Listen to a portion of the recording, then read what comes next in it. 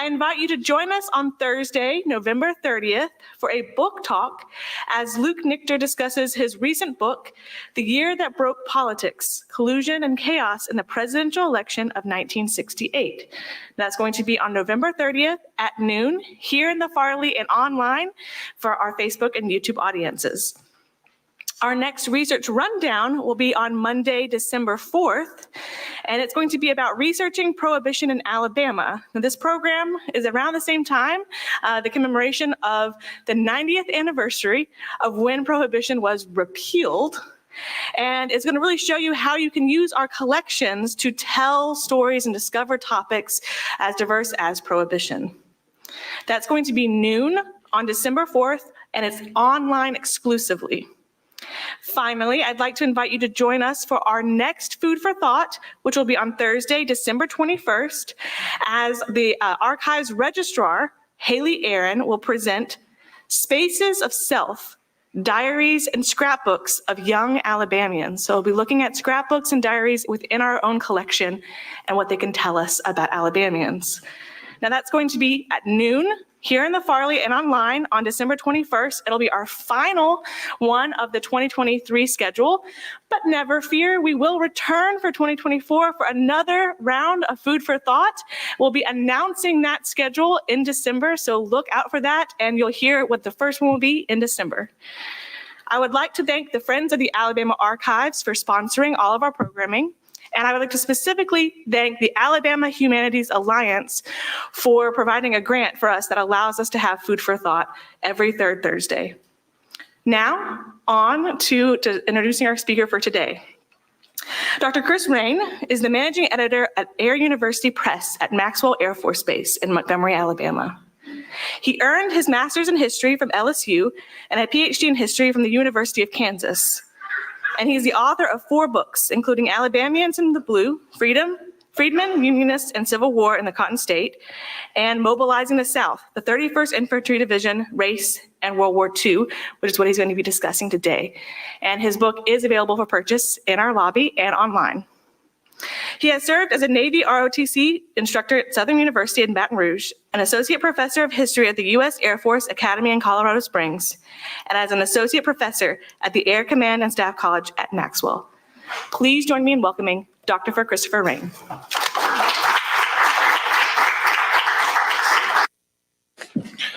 Thanks very much, Alex.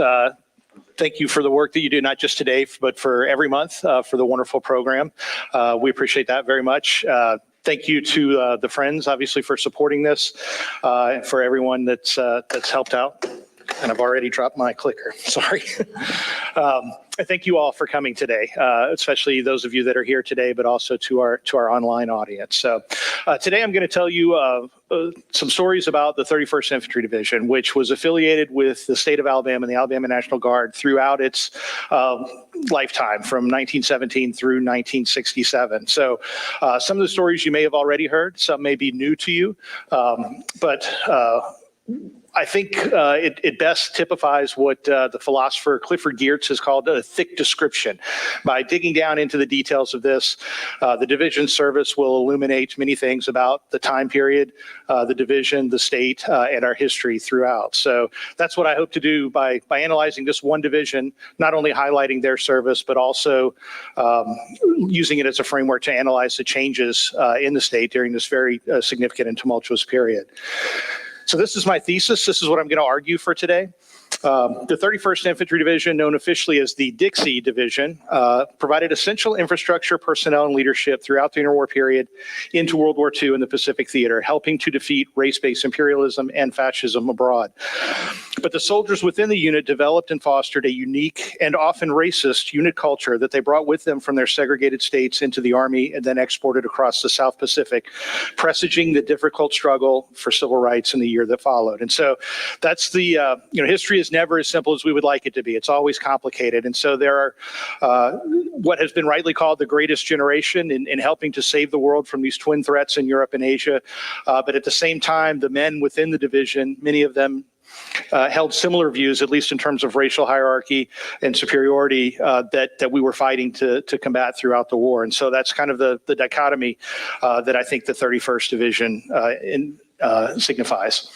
So I'm going to do this in three main parts. Now, up front, if you're interested in the first and the third part, you're not going to get a lot of that in the book. That's kind of the introduction, the conclusion. I'm trained as a scholar of World War II, and so that's where I focus most of my attention on the division's wartime service and also the incidents that occurred during that time period. But in order to set the stage and kind of wrap up today, I'm going to do it in three main parts. So first, we'll start with the interwar period, looking at the strange career of Jim Crow, as C. Van Woodward has described it. And so this is not a story of from absence to presence in terms of African-American military service. Black militias in Alabama go back to the colonial period under French rule. And so this was a specific period when African-American militia companies were disestablished. And so the 31st Infantry Division kind of highlights the pinnacle of the Jim Crow period or the white-only military service within the state.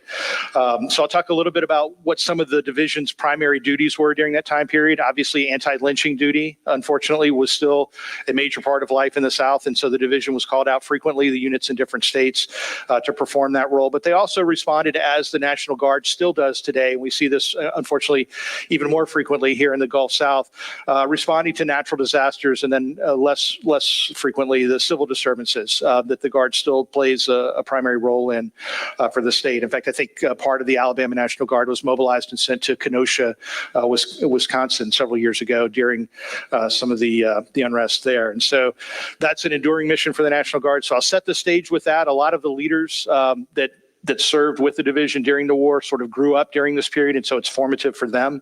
And then we'll talk about their World War II service itself. And again, the Guard today, many of the units are mobilized and sent overseas to serve sort of as they are. The regular Army has a slightly different idea about the National Guard's function and utility, and that is to serve as a training establishment, to mobilize, train individual replacements, and then ship them out in regular formations. And so that, I think, highlights some of the tension within the National Guard and the regular component. The soldiers of the Dixie Division expected to go to war as they had joined up with their friends from home. And as they were increasingly broken up and sent overseas as levies of replacements for other units, that led to some dissatisfaction within the unit. And also during the war, we see, unfortunately, you would think, so there's an old saying that, Atlanta is the city that was too busy to hate, and Birmingham, it turns out, wasn't that busy. You would think with the war on that the 31st Division would have also been, had a job to do, had been too busy to engage in enforcing the color line. But unfortunately, it wasn't that busy. And there were a number of racial incidences during the war that reflected the broader society that the soldiers were drawn from. So I'll mention those as well in that period. And then we'll wrap up with the post-war service. And again, I think this is probably where the division performed its most important role in terms of the service to the state. We'll talk about the Phoenix City cleanup. If you're familiar with that, Phoenix City was a den of iniquity for brothels and gambling houses for primarily soldiers from then Fort Benning, now Fort Moore, right across the Chattahoochee in Georgia. And so the Guard played a pivotal role in the cleanup in Phoenix City.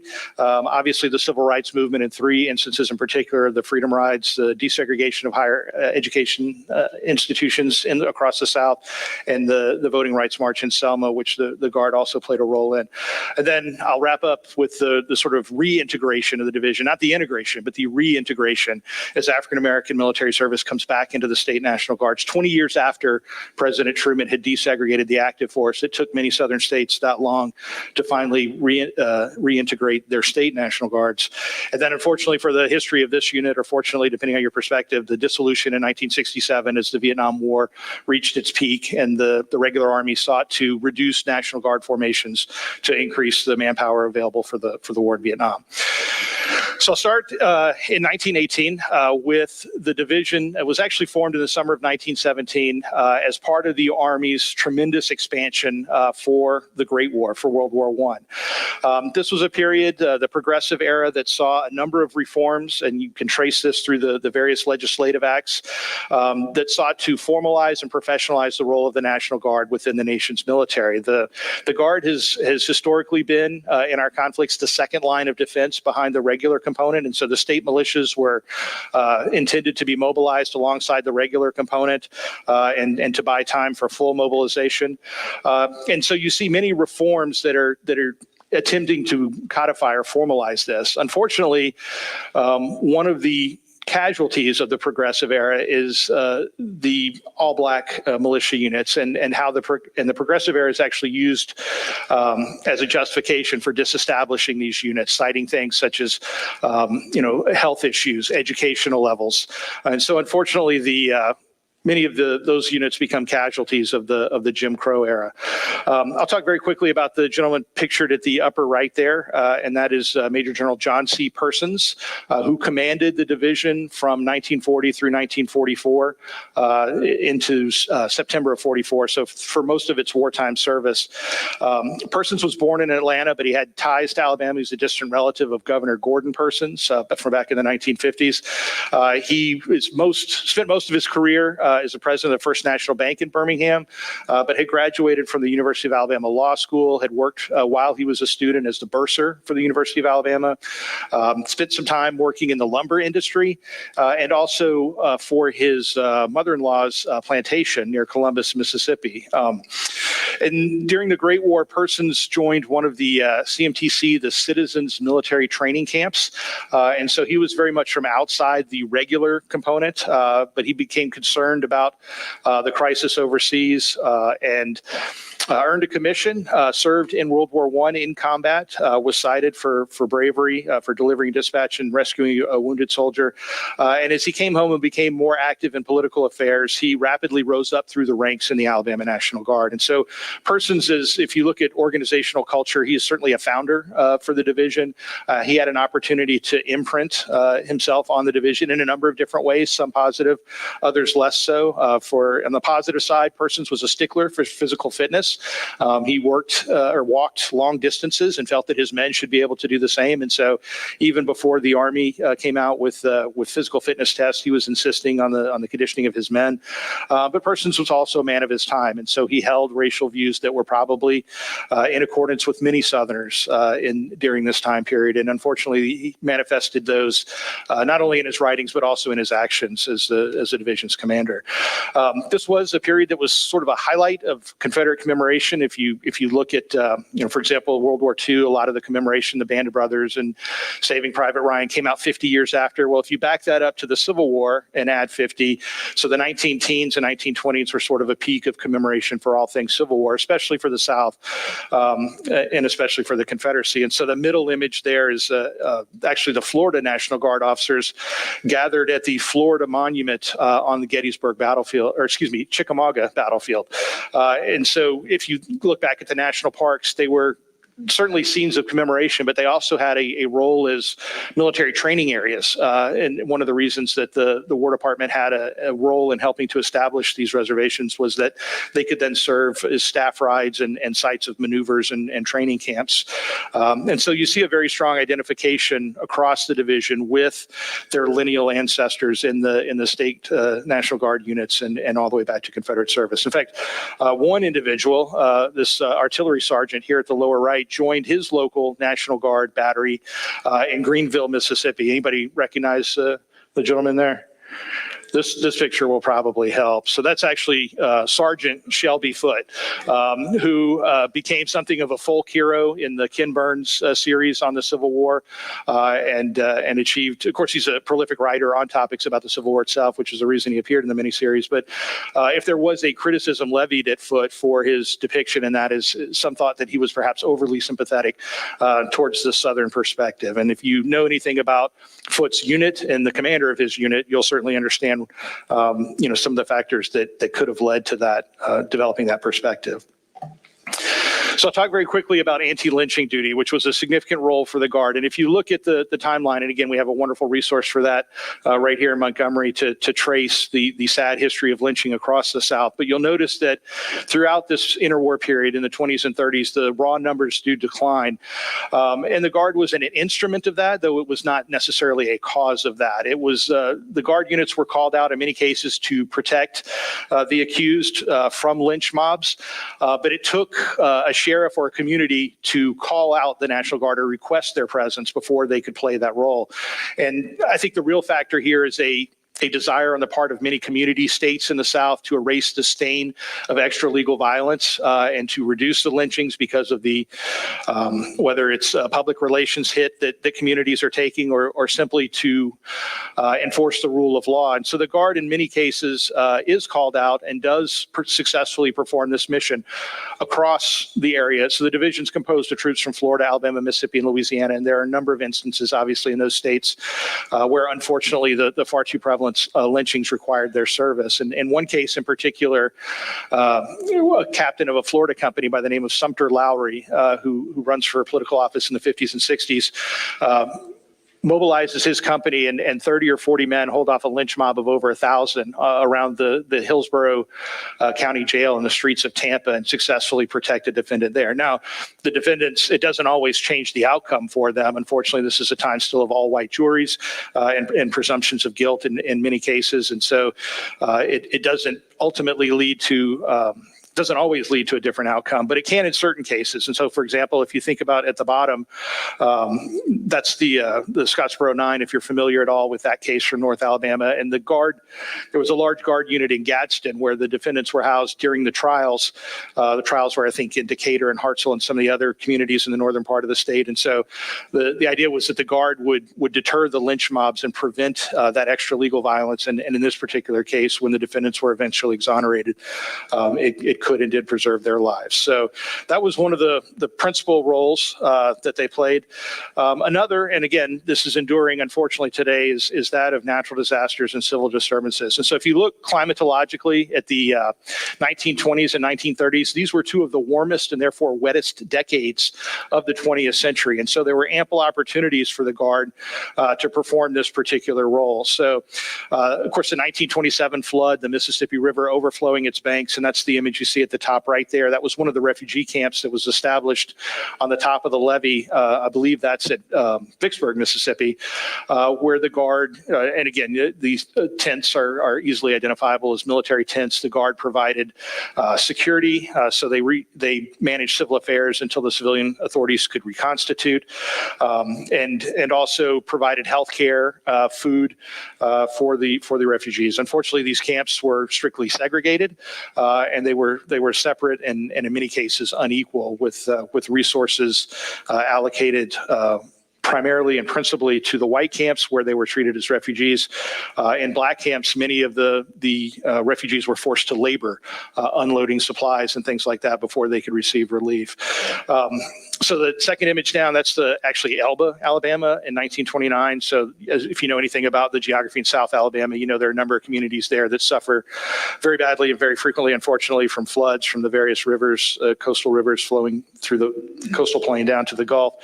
And so again, the Guard is called out to maintain security, to provide relief, and restore order, which was a mission that harkens back to the Guard's pre-Civil War service, where many Guardsmen served as slave patrols and to prevent or to provide protection against fears of slave uprisings.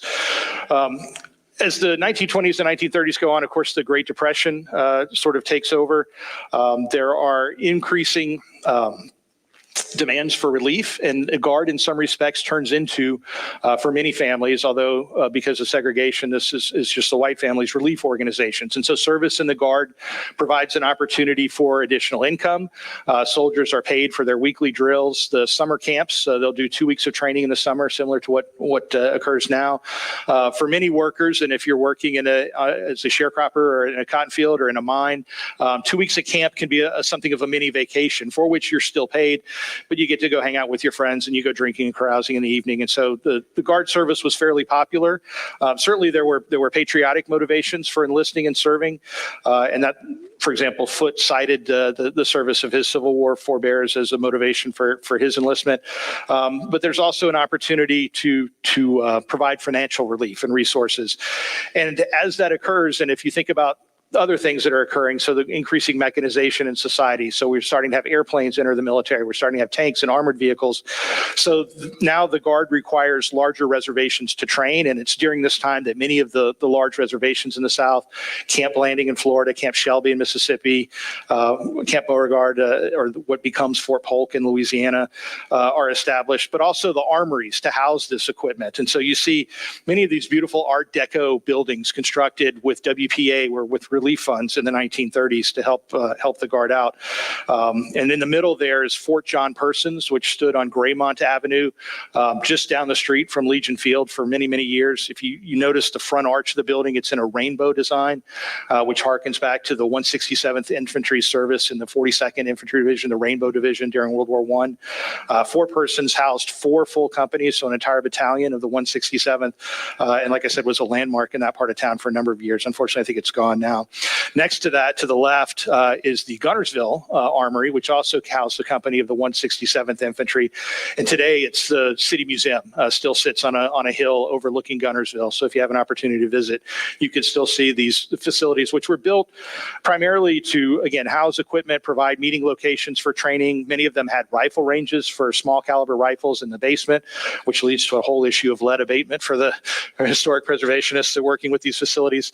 But they also served a community purpose. They were gathering places. You could have dances and fundraisers and bond drives. And so they really served to cement the connection between the communities and the soldiers. At the extreme left here above my shoulder, I mentioned the hurricanes and disasters. So Florida in particular is hit by 3 very bad hurricanes, including the 1935 Labor Day hurricane, which hit the Keys, killed a number of World War I veterans who were working there, constructing the highway to Key West, but also moved up the west coast of Florida and inundated a number of areas. And an inventor by the name of Donald Roebling, it's the same family as the Roeblings that were involved with the Brooklyn Bridge, started working on a vehicle to help the relief effort in areas where it was too flooded to operate trucks, but too shallow for boats. And so he invented what he called the Alligator, which was a tracked vehicle that had a cargo space in it. And the idea was that this could then drive on roads and then swim using the paddles on the treads across waterways. And in fact, it was so successful that when the Marine Corps saw a display about it in Life magazine, they sent their engineers down and adopted this vehicle. And today, or excuse me, in the war, it was known as the LVT, or Landing Vehicle Tracked. And the 31st actually employed a number of these in their various operations across the Pacific. And today we still see the Marine Corps uses amphibious tractors, or Amtracks, as part of its amphibious arsenal. The picture to the bottom right depicts one of the less savory uses of the National Guard in the mid-1930s. So if you know anything about Huey Long in Louisiana, the Kingfish, he was the governor at odds with the mayor of New Orleans and the political faction within New Orleans, led by Mayor T. Sims Walmsley. And so concerned about election security in the city and how that could potentially sway the results for the entire state, Long instigated the mobilization of the entire Louisiana National Guard to the city of New Orleans. And they actually set up a machine gun on the steps of the city hall across from the registrar's office to prevent what he felt was, and he and his faction felt, were illegal purging of voters from the rolls. And so there was this very real possibility of, and of course the mayor mobilized the city police force. And so there was a fear that there could be violence between mobilized state National Guardsmen and city policemen at the polling places on election day. Fortunately, the cooler heads prevailed. Both sides agreed to stay away and the election went through. But it demonstrates the concern that state governors have and the propensity to use the forces available in order to either maintain election security if you are a Long acolyte, or to influence voters and to apply pressure if you were part of the faction that was opposed to Long. So moving forward, I'll mention the divisions mobilized in September of 1940. Now, again, this is over a year, December 41, before Pearl Harbor. And so the division spends a year in training, trying to get up to speed, trying to rehabilitate the American military establishment for what at that point, after Germany invades Poland in 1939, is quite obvious that the United States will become involved in World War II. So the division mobilizes at their home armories. They're initially assigned to Camp Landing down near Jacksonville, between Jacksonville and Gainesville, still in Florida, and helps to build that post. It had been a fairly small National Guard post before the 31st got there. The soldiers helped to expand it significantly for not just their division, but another division that's eventually assigned down there. The division participates in the Louisiana and Carolina maneuvers, and these were very important in the summer of 1941 because they demonstrated how far we still had to go in terms of preparedness, but also were the largest maneuvers ever held, and many leaders are identified. So General Eisenhower serves as an aide in these maneuvers, and so that's where he's first sort of begins his meteoric rise through the ranks. But also issues that we have with equipment, with training, with organization, and how we're going to fight in World War II. And so the division actually did quite well in Louisiana. They were kind of in the center of the line. They were supposed to get attacked by Patton's armored forces. That was the new way, and the Guard was kind of the old way of the infantry. But they actually launched a spoiling attack. They captured about 80 tanks. They captured all the fuel tankers. And so it kind of was a black eye for the armor, and the Guard received a lot of very positive publicity. And again, when you have soldiers from the States there, the local media is inclined to puff that up a little bit. But by all accounts, the division did very well in the maneuvers, and it thought it would be, when the war broke out, one of the first ones sent overseas. Unfortunately, for a variety of reasons, that didn't happen. And so the Guard the 31st spends the next 3 years as a training unit. And so what would happen is all the soldiers that they had trained in 1940 were transferred out. They receive a new levy of draftees in 1941. The division manages to hang on to many of the senior leaders, the senior non-commissioned officers and commanders. And so that preserves, I argue, in the book, the unit culture.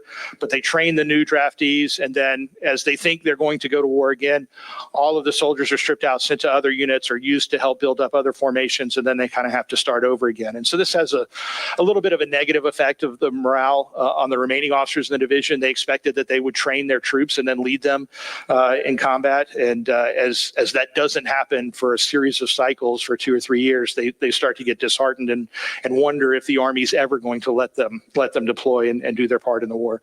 But finally, the Army starts to get into a little bit of a manpower bathtub in 43 and 44.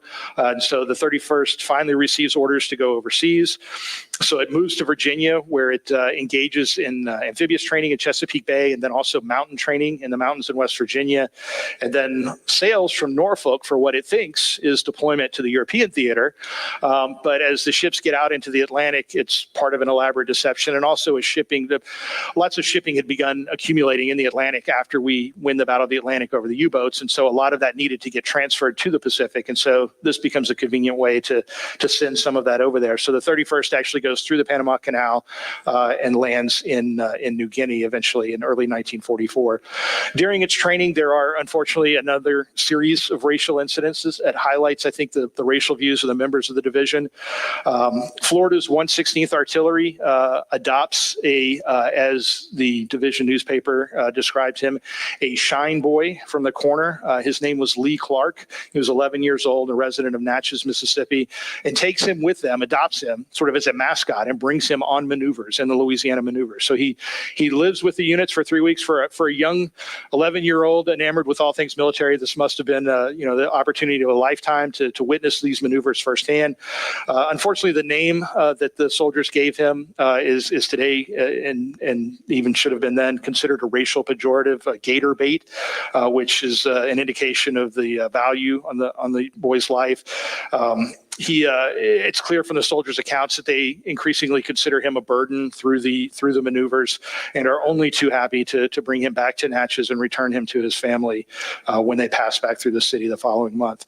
There are also a number of fairly ugly instances in Camp Pickett, Virginia, where the division was training prior to going overseas, which also housed a number of African-American units, which again, in the segregated Army were primarily service units, so quartermaster units, things of that nature. There's a feeling in the division that the black soldiers were, quote unquote, impudent, that they were not showing, and again, many of the soldiers are from northern cities, not familiar with Jim Crow, but not showing the deference expected of black Southerners during that time, and also attempting to integrate facilities on base. So, for example, the 31st had their own theaters, their own PXs, and they resented very much when African-American soldiers came there.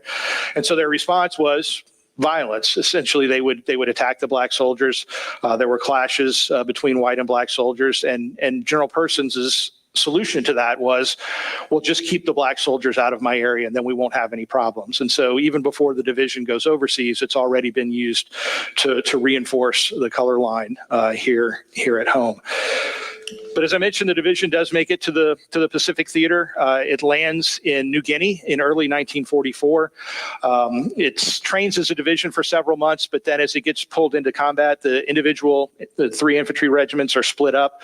The 124th, which was originally the Florida unit, winds up at a place called Itapi, and they fight in what was, up until that time, one of the larger battles in the Pacific Theater on the banks of the Drunimore River, protecting MacArthur's naval base at Hollandia. The 155th, the Mississippi unit, the 167th from Alabama, wind up going to Maffin Bay, which is a little bit further up the coast, where they too begin their first combat roles. The 124th does exceptionally well. The image there on the right, so they're trying to defend this line on the behind the river, going from the coast into the mountains. A Japanese counterattack breaks through that line, and so the 124th is sent to reinforce it. So here's that's not going to work. They don't not only defend the line, but they also launch a counterattack across into the Japanese-held area and actually circle back around to another section of the line that was being attacked and wind up breaking up the Japanese attack there. And so the division, this particular regiment of the division, does very well in this attack. It earns commendations and citations for its service there.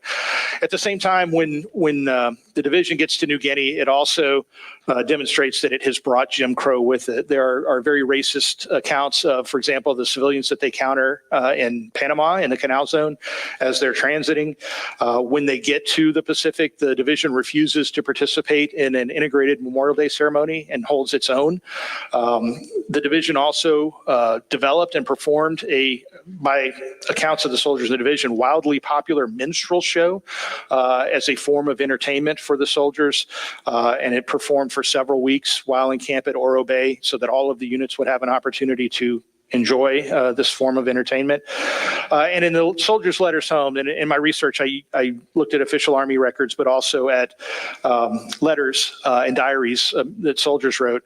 When they first arrive in New Guinea, the individuals, the indigenous New Guineans that they encounter, seem to confirm many of their racial stereotypes, and the soldier or the New Guinean there in the middle sort of typifies a villager in the area around Oro Bay where the division's camped.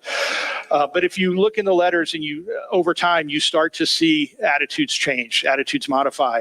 And so where initially the accounts are very negative and derisive, as these native New Guineans who are organized by the Australian authorities into, they're called ANGAU units for the Australia New Guinea Administrative Unit, porters to carry supplies, rations, food into the jungle to supply units fighting there, and also carry wounded men back out. And the Australians eventually come to call these porters the Fuzzy Wuzzy Angels because of the role that they play in saving so many soldiers' lives and bringing them back to where they can receive medical care. And so you start to see a little bit of that in the 31st Division too, where hardened racial views start to modify as a result of close contact, which I think is the tragedy of the 31st Service, is that opportunity was missed during the World War II period and not developed fully until later. So the next operation that the division is involved in is the island of Morotai in the Dutch East Indies or Indonesia. Has anyone ever heard of Morotai in the audience? Of course not. Has anyone ever heard of Peleliu? The Battle of Peleliu. So again, a number of hands go up. Morotai and Peleliu were simultaneous operations. They were intended to seize islands that could be used as air bases to protect MacArthur's return to the Philippines. Peleliu obviously is very well known, thanks in part to Alabamian Eugene Sledge's wonderful memoir, With the Old Breed, and the very bloody conflict that the Marines have in taking and securing that island. Unfortunately, they don't actually do that until after the invasion of the Philippines. And so Peleliu is remembered as this bloody conquest conquest that didn't actually do a whole lot to advance the operations. Morotai, in contrast, the 31st Division seizes almost bloodlessly in a single day, has the airfields operating within a matter of weeks, and is available to support the landings on Leyte. Yet, and again, this is how historical memory works, everyone's heard of Peleliu and no one's heard of Morotai. It seems we remember our trials more than we remember our successes. But the division lands all three regiments on September 16th. They seize the airfield area, develop it very quickly. The Japanese had neglected the defense of this particular island because they thought it was too swampy, would never be successfully developed as an airfield. Obviously, they didn't reckon with General Motors and the equipment that we could bring in, and the coral, crushed coral that we excavated and dumped into the swamp until we actually have 8,000-foot runways capable of handling any aircraft in the inventory. And so the division actually spends about 8 months on Morotai. Now, again, this is during the fighting at Leyte, on Luzon, Okinawa, Iwo Jima, so very, very bloody battles in the Pacific. And the 31st Division, for whatever reason, gets to sort of ride it out in a South Seas paradise. In fact, the soldiers comment, so the films that are being sent out to them, they have movies every night because they're now a secure perimeter around the airfield that they're defending. And they get the Dorothy Lamour Sarong films of, South Pacific and how wonderful everything is in the Pacific. And they're sitting there on the beach and it's hot and it's, there's bugs and there's alligators, so or crocodiles, so they can't go swimming, and the coconuts are falling and actually injuring people pretty seriously. And they just kind of shake their heads. They're like, please, no more South Pacific, paradise films. We're here, we see it, and they can kind of see how Hollywood is doing that. During this time, General Persons actually resigns. And as far as I could tell, he is the only division commander in World War II. Now, a number of them were fired for their failures, but he's the only one relieved at his own request. He had apparently heard that his job at the bank, which they've held for him during his 4 years of active service, was going to be given to a much younger associate. And so Persons resigns, requests to be relieved, again, right after the landing. So there's still quite a bit of the war left, but Persons feels like he's done his bit. And you see this in some of the other National Guard officers' memoirs too. They're a little bit resentful of the regular officers who, when there's an emergency, yes, call out the guard, let's get whoever we can, call out the fire brigade to put out the fire. But then as the war goes on and there are guardsmen still in fairly senior positions, then the regulars, the quote is, well, who's that guardsman holding my bucket? That should be my job, or I should be promoted into that position. And so Persons is frustrated that he's been passed over for Corps Command on a number of occasions, and so finally he decides he's going to come back home, and he does, back to Birmingham, and picks up his job at the bank. And a number of the other Guard officers leave at the same time, and for the most part, they're all replaced by regulars. So their subordinates, many of whom are also National Guard officers, don't get to move up. In fact, so I mentioned Sumter Lowry, who's the division artillery commander and the second-ranking general in the division after Persons. Lowry's not even considered for division command. They bring in a regular officer, Clarence Martin, who had distinguished himself in service with the 32nd Division, to become the commander. And so it highlights, I think, a lot of the lingering animosities between the Guard officers and the regulars during the war, in spite of this otherwise successful operation. And there on the beach, you see in the bottom right, one of the ubiquitous LVTs, the landing vehicles tracked that are now used in pretty much every amphibious assault and invasion in the Pacific as a result of the efforts to combat the southern environment. So the final operation, and probably the bloodiest and most severe for the division, was the island of Mindanao. As you see in the very bottom, it's the southernmost of the islands in the Philippines. Let's see if I can do this here. So that's Mindanao right there. So by this point, Luzon, where Manila is, has already been liberated. And so Mindanao is kind of a mopping up operation. There's really no opportunity for the soldiers that are there to be involved in subsequent operations. So the 31st goes in, does a pretty good job in terms of helping to clear things out, and suffers very high casualties in this one particular battle, the Battle of the Colgan Woods, which was named after a Catholic chaplain, Aquinas Colgan, who lost his life trying to rescue soldiers there. But as the war ends, the 93rd Division, which was an African-American division that had been relegated to support duty, non-combat troops for the most part, moves alongside the 31st, and immediately you start to see repeated issues of racial friction. And in many cases, this is over, as it was in the South, access to women. And the Filipinos who refuse to respect the color line and are just as comfortable dating the black soldiers as the white soldiers, which the white soldiers resent, leads to a number of instances or incidents between the black and white troops and a number of the black soldiers. And again, the white sources are largely silent on this, but you have to go to the 93rd Division soldiers, and they're more than happy to describe everything that happened. And one of the comments is, they found it ironic that they're having to compete with white soldiers for the affections of Filipino women when the white soldiers would never consider dating them back home. And so it kind of highlights the racial flexibility and hypocrisy in some respects. In one instance, there's actually a case where the two divisions are lined up on opposite sides of the roads with live ammunition pointed at each other, and the officers riding in jeeps down the road between the two divisions trying to prevent another very ugly racial incident. So the division demobilizes eventually, and again, there's a racial component to that. The 31st Division, despite not having been overseas as long, gets to go home first. The 93rd is stuck in the Philippines for several more months before the transportation is finally available to bring them back home. But the division demobilizes in 1945, but reconstitutes in 1947, largely under the same leadership that led it during the war. So General Persons is back in command of the now Guard Division, not an active division. And the three regimental commanders are the three individuals pictured here on the bottom left, George D. Williams, Walter Hanna, and Leon Matthews, all of whom had mobilized with the battalion based in Birmingham at the beginning of the war. And they actually come home as the commanders of the three infantry regiments in the unit after the war. So that's Hanna in the middle here. This is also General Hanna in Phoenix City several years later. And so you could see Hanna had been injured fairly severely in a bombing attack on Morotai, was kind of thrown up against the side of his bunker, broke several vertebrae, and had a number of injuries that lingered with him.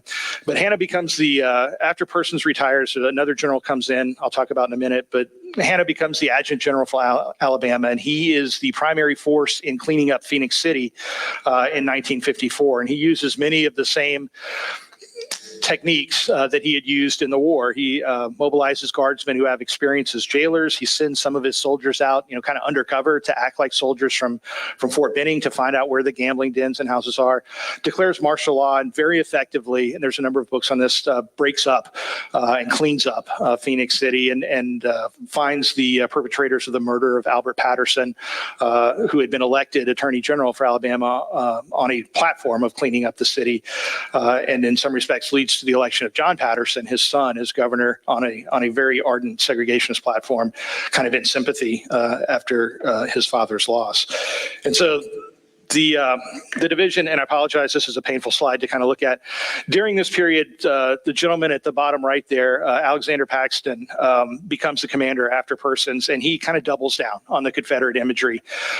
So if you look at this had been the divisional insignia during the World War II period. It was, since the Floridians were very heavily involved, it's Castillo de San Marcos from St. Augustine with an alligator, a cotton ball, a magnolia blossom, and a white pelican, symbolizing the four states, Florida, Alabama, Mississippi, and Louisiana, that were part of the division.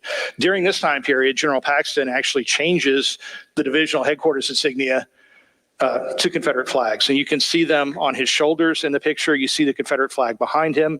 It's emblazoned on the drumheads in the band, on the yearbooks, on things as innocuous as cigarette lighters. The divisional band actually wears gray Confederate uniforms and kepis.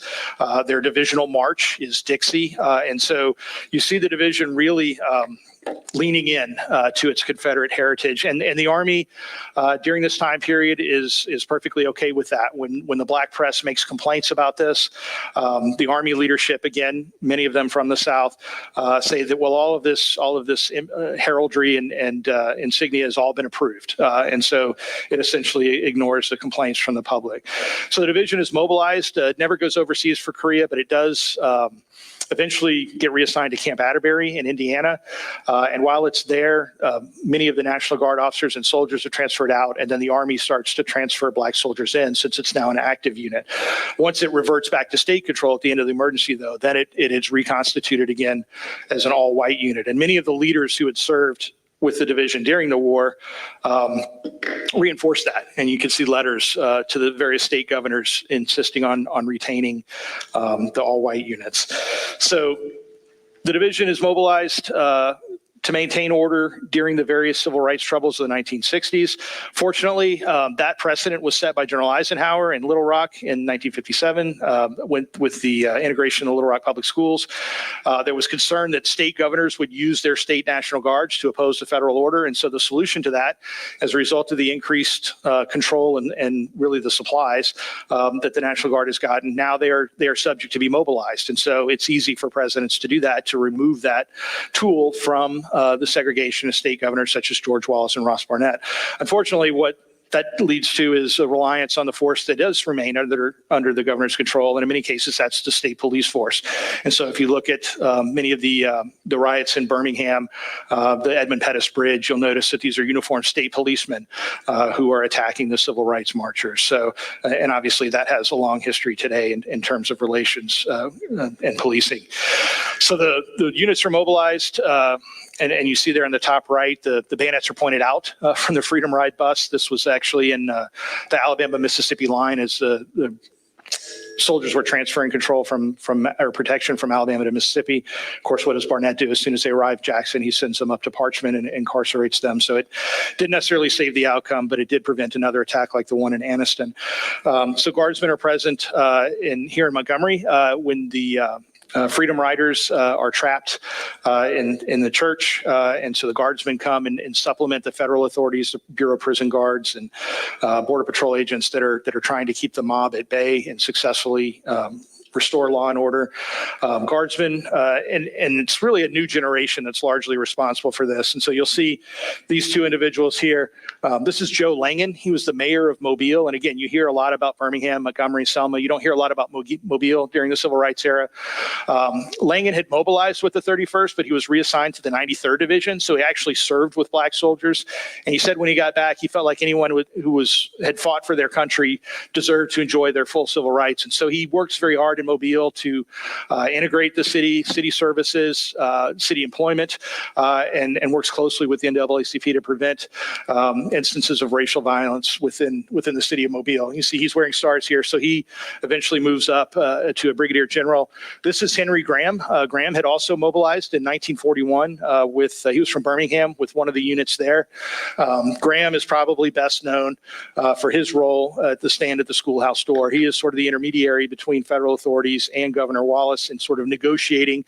Wallace will get to make his speech, but then he will step out of the way. The registration will proceed.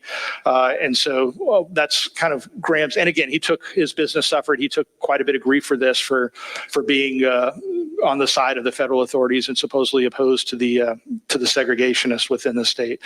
But guardsmen play an active role, and again in the second voting rights march from Selma to Montgomery, not the first one that's brutally repulsed at the Edmund Pettus Bridge, but guardsmen are called out to help protect the marchers on that route. And then eventually, at the end of this period, largely under threats from the federal government to withhold funding and withhold resources from the units, the state finally reintegrates the Guard. And so African-American soldiers are brought back into the Dixie Division. So these are my conclusions that I drew from my research. Certainly, not to imply that everyone will draw the same conclusions, but these were the ones that I thought were most salient.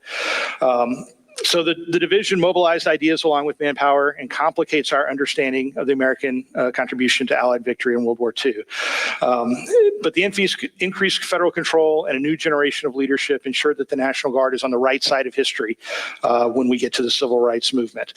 And finally, citizen soldiers have historically performed their required duty even when their personal views, and again, I have no doubt that a number of the guardsmen mobilized in the 50s and 60s personally supported segregation, but they still did their duty. All but one reported when they were mobilized. And so there were concerns when we heard, for example, on January 6th about, would guardsmen respond to calls to protect the Capitol? And in every case they did. And so I think many of those fears about the reliability of well-disciplined troops are unfounded because the Guard has historically done and I believe will continue to do its duty. However, you see the tab there. So when the Alabama National Guard deployed to Iraq, this is one of the patches that soldiers wore. 4th Alabama, which harkens back to the 4th Alabama Infantry Regiment, a Civil War unit, and not the 167th Infantry, which had, I think, accumulated a very enviable record in World War I as a regiment in one of the brigades commanded by General MacArthur, but also in their World War II service. And so hopefully this will give, as we're starting to see a sea change in terms of, we now have Fort Novosel in the southern part of the state where we had Fort Rucker. We're starting to remove some of the Confederate imagery that has persisted.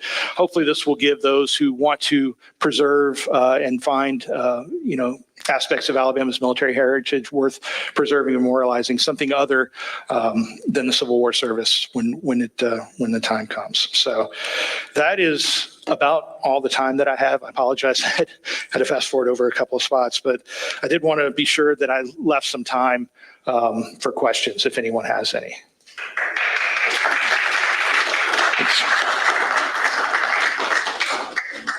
Thank you. Yes, we do have time for questions. If you have a question in the audience, you can just wait till I get the microphone to you so we can go to our online audience.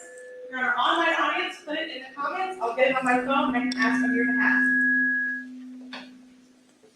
Everybody stand away from each other.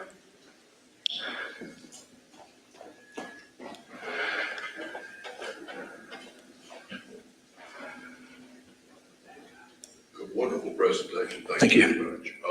During the interwar years, when the units were mobilized, were they almost always mobilized by the governors rather than by federal officials?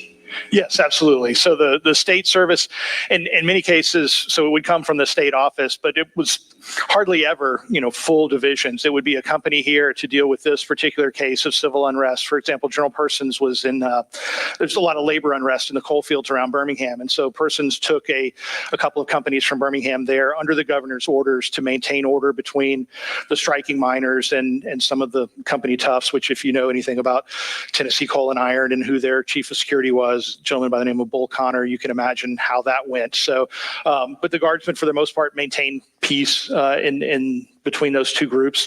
Flood relief was usually a state function, and so they were mobilized by state governors and worked within their state borders in order to provide that relief. So during that time period, it was primarily a state. They were performing their state mission. So the National Guard, if you don't know, has a dual mission. So it's the Federal Reserve, but also it's the sort of state constabulary. And so that in most of those cases, that was on the state side and state funded in many cases too.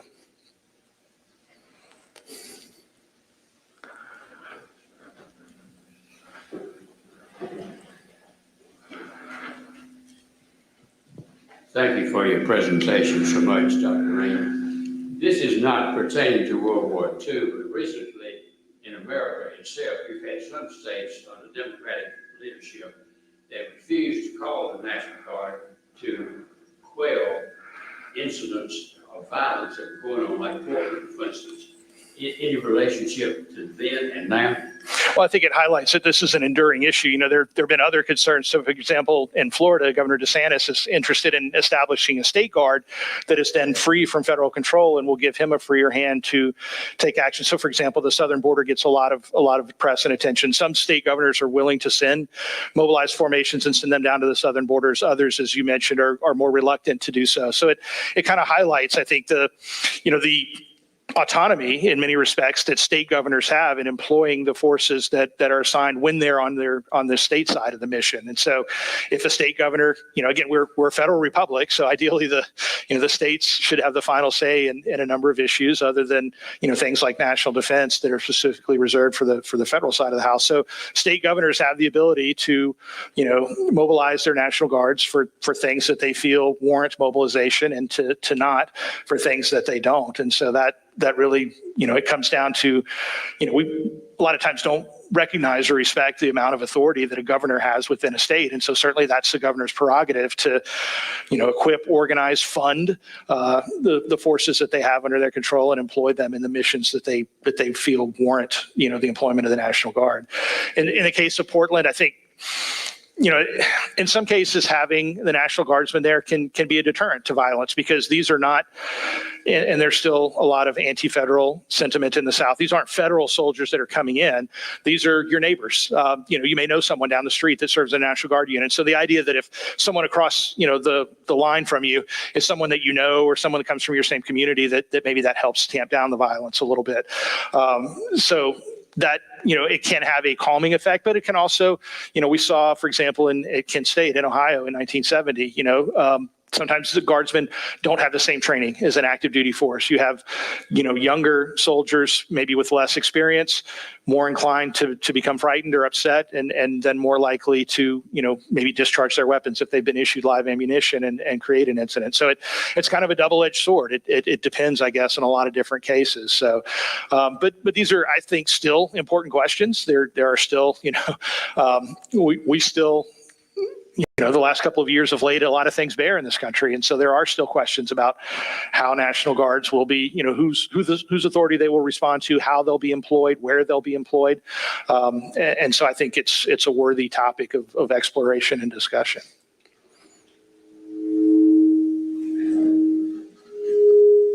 I apologize if I'm doing that. Try to find a place where I do less of it. It's not helping. Well, if we can all, if there's no more questions, we can all just say thank you one more time to Dr. Rein for joining us today.